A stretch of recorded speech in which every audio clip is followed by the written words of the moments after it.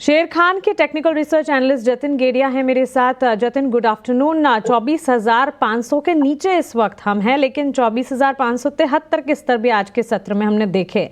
अब यहाँ से सेंटिमेंट्स मार्केट के कैसे नजर आ रहे हैं, स्ट्रैटेजी और मार्केट को कैसे रीड कर रहे हैं आप, और क्लोजिंग ट्रेड्स क्या होंगे आपके? Good afternoon everybody. तो हमारा जो मिरा एसेट शेर खान रिसर्च टीम का व्यू है कि कहीं ना कहीं एक स्टॉक स्पेसिफिक अप्रोच के साथ हमें इस मार्केट को देखना होगा। हमें लगता है कि आज के ट्रेडिंग सेशन में हमने एक परफेक्ट एग्जांपल देखा हुआ है। जैसे कि ब्रॉडर मार्केट यानी कि निफ्टी ये थोड़ा वीकनेस देखने मिल रहा है, लेकिन जो सेक्टोरल इंडेक्स है यानी कि बैंक निफ्टी और बैंकिंग स्टॉक्स बहुत ही अच्छी तरीके से परफॉर्म कर रहे हैं। तो हम एक स्टॉक स्पेसिफिक अप्रोच के साथ ये मार्केट को देखेंगे। और हम कंसिडरिंग ये हमारा अप्रोच है, हम एक लॉन्ग आइडिया और एक शॉर्ट आइडिया के साथ जाना चाहेंगे। जो लॉन्ग आइडिया होगा वो आईडीएफसी फर्स्ट बैंक में होगा। तो एक वीक का कंसोलिडेशन ऊपर की तरफ ब्रेकआउट हो रहा है। हमें लगता है कि इसमें पॉजिटिव मोमेंटम कंटिन्यू रह सकता है till the levels of 69 to 71। तो 64.5 के स्टॉप लॉस से लॉन्ग करने की सलाह रहेगी आईडीएफसी फर्स्ट बैंक, और टारगेट रहेंगे 69 और 71 के। जो दूसरा रिकमेंडेशन होगा वो सेल साइड की तरफ होगा। कोरोमंडल में एक नेगेटिव डाइवर्जेंस डेली चार्ट्स के ऊपर देखने मिल रहा है। हमें लगता है कि आगे जाते हुए थोड़ी वीकनेस इसमें बढ़ सकती है, तो सेल करने की सलाह रहेगी। स्टॉप लॉस रखना होगा 1800 रुपए का और टारगेट रहेंगे 1700। तो एक कॉल खरीदारी की और एक कॉल बिकवाली की जतिन की तरफ से। कोरोमंडल इंटरनेशनल 1700 के लक्ष्य को नीचे की तरफ मानकर चल रहे हैं, 1800 का एक स्टॉप लॉस मेंटेन करके यहां पर बिकवाली की राय। और साथ ही बैंकिंग प्लेयर्स में आईडीएफसी फर्स्ट बैंक में खरीदारी 69 इनिशियल टारगेट, उसके बाद 71 तक भी ये जाता हुआ दिख सकता है। 66 रुपए के लेवल्स पर ये स्टॉक ट्रेड करता हुआ 64 रुपए 50 पैसे का आपको एक स्टॉप लॉस लगाना है। तो एक कॉल खरीदारी की, एक बिकवाली की जतिन की तरफ से। हमारे साथ एडलिटिक के founder and multi asset research analyst Aditya Arora भी है। Aditya, good afternoon. बताइए कहां पर है आपकी नजर, और मार्केट के सेंटिमेंट को कैसे ट्रैक कर रहे हैं आप? Very good afternoon to you and to everyone. देखिए, बाजार में काफी शानदार तेजी इतने दिन से देखने को मिली, और इम्पोर्टेंट टेक अवे ये है जो सेंटिमेंट दर्शाता है Nifty small cap mid cap. बहुत सारे आईपीओ में 10-20% की तेजी, 30% की तेजी। तो बाजार का सेंटिमेंट ऑलमोस्ट पेसिमिज्म से ऑप्टिमिज्म की तरफ आ चुका है।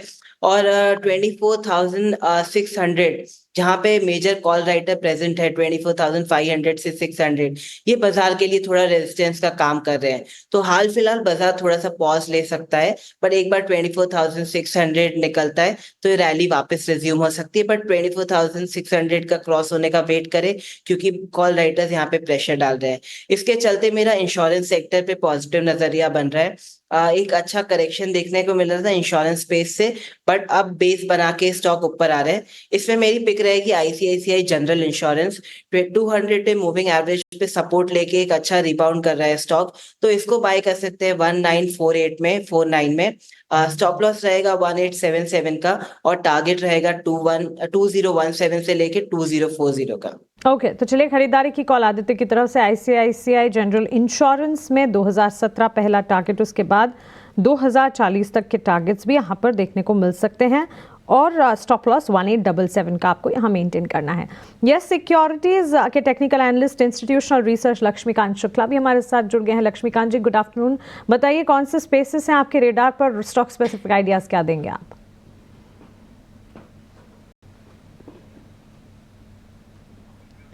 Laxmikant ji, please unmute yourself.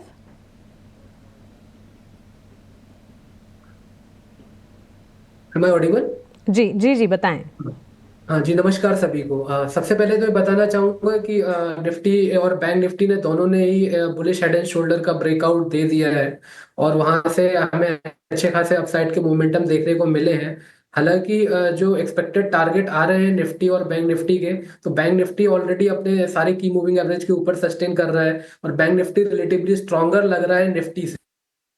अगर निफ्टी को भी ऊपर के दायरे पे सस्टेन होना है तो मुझे लगता है कि 24,540 से लेकर 24,700 के क्रूशियल रेजिस्टेंस आ रहे हैं। तो एक बार निफ्टी जब तक 24,700 के ऊपर सस्टेन नहीं होता है तब तक एक रेंज बाउंड बूम बना रहेगा, क्योंकि निचले स्तर पे भी हमारे पास काफी अच्छे सपोर्ट हैं जो कि दिखाई दे रहे हैं 24,100 से लेकर 24,000 जोन के आसपास, जहां पे अच्छी खासी पुट राइटिंग भी हुई है। तो मुझे लगता है एक शॉर्ट टर्म पॉज आ सकता है, हालांकि जो medium term bullish outlook market के लिए बना रहेगा जब तक निफ्टी 24,000 के ऊपर सस्टेन करता है।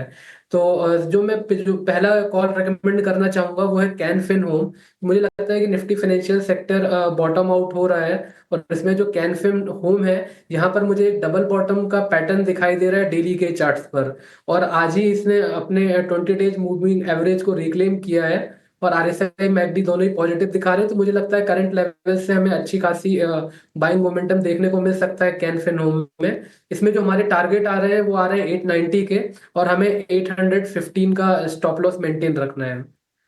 दूसरा जो कॉल है वो सेल रेकमेंड करना चाहूंगा, क्योंकि मुझे भी यही लगता है कि 24,700 एक स्टिफ रेजिस्टेंस है और मार्केट थोड़ा यहाँ पे प्रॉफिट बुकिंग दिखा सकता है। तो दूसरा मेरा जो कॉल है वो है मदरसन सुमी। इसमें हमें शॉर्ट करना है दिसंबर मंथ के कॉन्ट्रैक्ट को, क्योंकि यहाँ पर मेरे को राइजिंग ट्रेंड लाइन का राइजिंग चैनल लाइन का ब्रेकडाउन देखने को मिला है with the formation of multiple bearish candle.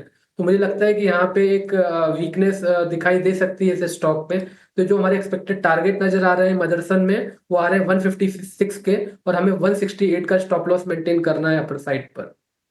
Absolutely. तो एक खरीदारी की कॉल और एक बिकवाली की शामिल। बिकवाली की कॉल यहाँ पर 156 डाउन साइड पर टारगेट्स नज़र आते हैं, और इसके अलावा 168 का एक स्टॉप लॉस आपको मेंटेन करना चाहिए।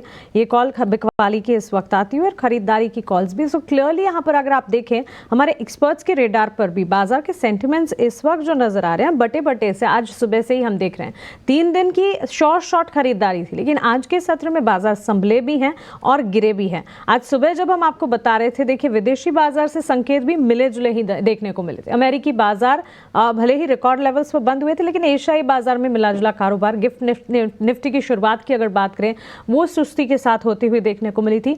एफआईएस की पोजीशनिंग कैश मार्केट में हमारे लिए सपोर्ट का काम जरूर कर रही थी, लेकिन इसके अलावा अगर आप देखें economic indicative action, triggers, events कई सारे हैं। कुछ इवेंट्स को हम डाइजेस्ट भी कर चुके हैं, जैसे कि जीडीपी के डेटा आए, जीएसटी कलेक्शन के डेटा आए। इन इवेंट्स को मार्केट डाइजेस्ट करने की कोशिश कर रहा है, लेकिन आने वाले दिनों में क्रेडिट पॉलिसी आनी है। ओपेक प्लस की कल की बैठक है, और इस बैठक से पहले हम देख रहे हैं कच्चे तेल की चाल में भी करीब 2% का उछाल है। प्रोडक्शन कट बढ़ाने के फैसले पर मोहर लग सकती है, वहां पर कुछ टेक अवेज निकल कर आ सकते हैं। सो इस पर भी खास तौर से नजर रहेगी। इसके अलावा अगर देखें पॉलिटिकल सिनेरियोज में भी महाराष्ट्र के सीएम के नाम पर सस्पेंस था, वो सस्पेंस अब हटता हुआ नजर आया है। सो क्लियरली काफ़ी सारी चीज़ें हैं जिस पर बाजार को एक तरह से रिएक्ट करना है। हालांकि ये बात भी सही है कि पिछली एक्सपायरी के लेवल्स को अगर आप देखेंगे 23,873 के स्तर पर हमने लोज छुए थे, वहां से बाजार 600 पॉइंट्स चल गए, निफ्टी 600 पॉइंट्स रिकवर कर गया है। लेकिन 23,350 से एक रेजिस्टेंस था, उसको पार करने के बाद 24,500 जो है उसके दर्शन हुए। 24,573 के लेवल्स के बाद अब 24,700 है जिस पर फोकस रहेगा, 24,600 है जिस पर फोकस रहेगा, और बाजार वहां पर अगर लेवल्स मेंटेन करते हैं तो फिर क्लियरली ये जो पॉजिटिव अपमूव है वो आने वाले दिनों में भी सस्टेन करेगा। ये एक तरह से कह सकते हैं कि short reason clearly note out होता हुआ देखने को मिलेगा।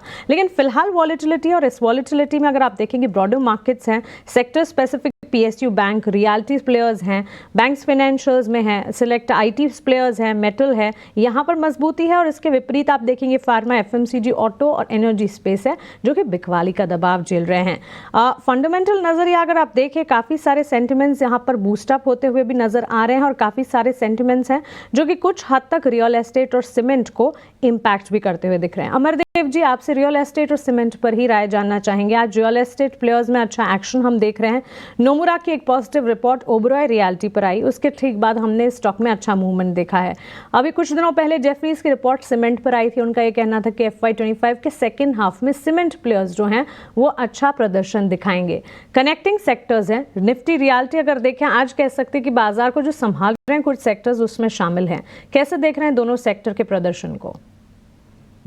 देखिए, रियल एस्टेट सेक्टर की बात करें तो रियल एस्टेट सेक्टर जो है इंडिया में डेफिनेटली हमें काफी उसमें ग्रोथ देखने को मिलेगी over the next 3 to 5 years, because उसमें 2-3 कारण हैं। एक तो कारण ये है कि जो इंटरेस्ट रेट साइकिल है वो कहीं ना कहीं हमारे मतलब जो फेवर में रहेगा, और रेट कट एक आता है तो that will be a big boost for real estate sector. और दूसरी बात है कि जो जितने भी बड़े रियल एस्टेट प्लेयर्स हैं, कहीं न कहीं उन लोगों ने एक अच्छी लैंड बैंक बना रखी है, और वो अब चाहे वो लग्ज़री सेगमेंट हो, मिड सेगमेंट हो, इन सेगमेंट्स में काफ़ी कॉन्संट्रेट करें, and they are spreading out across the country.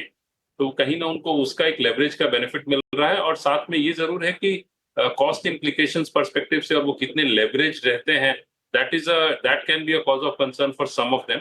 But overall next 3 to 5 years is a good time to be in the real estate stocks. Term story